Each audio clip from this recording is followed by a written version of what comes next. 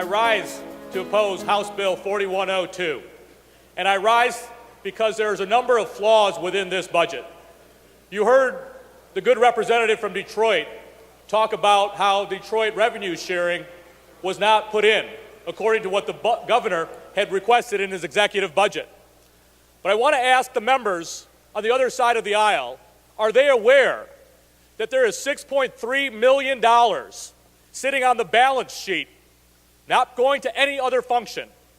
You had an opportunity, Mr. Speaker, to actually fully fund Detroit the way the governor had requested, the way that many of us last term worked towards. And what I see happening today is a departure from all of the hard work, the bipartisan hard work that we took last year. $6.3 million unallocated is available today.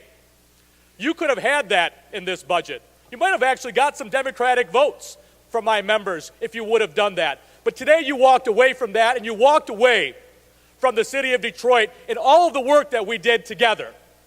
Now, my only hope is that we can work with the Senate and the governor to rectify this wrong. But this is the first flaw within this budget. The second flaw within this budget deals with Medicaid expansion.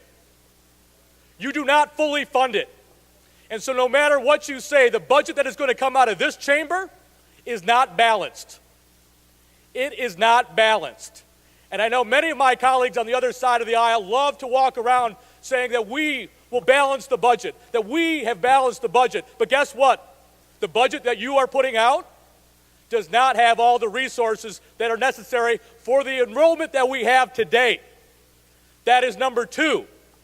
Number three, we have provisions within this budget that potentially jeopardize federal dollars and resources. You heard my good representative from Ann Arbor say that we could have had $130 million more from the federal government just for $9 million worth of investment. You are walking away from federal dollars and resources. We had the opportunity. But, Mr. Speaker, the thing that disappoints me the most is today's process. Typically, we have the opportunity to hear things on second reading. And then the next day, we vote on them on third reading.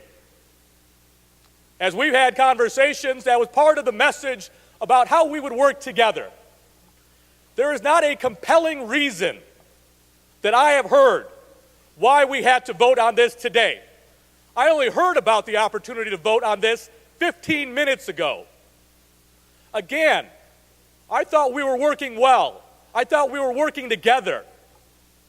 You don't often hear me up here angry, but obviously the process matters. There is no compelling reason that we could not have this vote tomorrow. We could have had that opportunity. Let us take an opportunity to look at all of these issues. Members will ask that you please respect the rules adopted by the House and refrain from any outward expression of support or objection. The chair recognizes Minority Floor Leader Singh. Thank you very much, Mr. Speaker. And as I close today, I want to say that still we can find bipartisan support. Again, this is not the right process to get bipartisan support, but we can find it. I know there are many of us that have looked at the executive budget, that have looked at the budget that's coming out of the Senate. We see them to be more thoughtful, to be more reasonable. And as we move through this process, we could actually work together to get good things done. I saw that as part of the process within appropriations, but today I don't see that process. So, Mr. Speaker, I'll be voting against this today. I'll be asking my members to vote against this today. And if you want to have a bipartisan conversation about how we can do this together, I'm here, my members are here, and we look forward to that dialogue. Thank you very much, Mr. Speaker. Thank you. Minority Floor Leader Singh. The clerk will tally, display, and announce the vote.